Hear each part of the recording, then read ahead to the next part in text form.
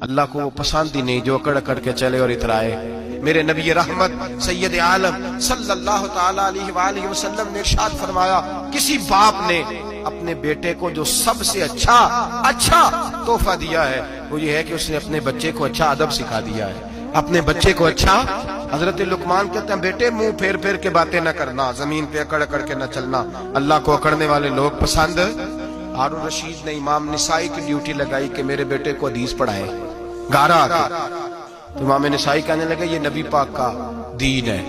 یہ میں اس کو رسوا نہیں کر سکتا، جس نے پڑھنا ہے میرے پاس آ کے پڑھے،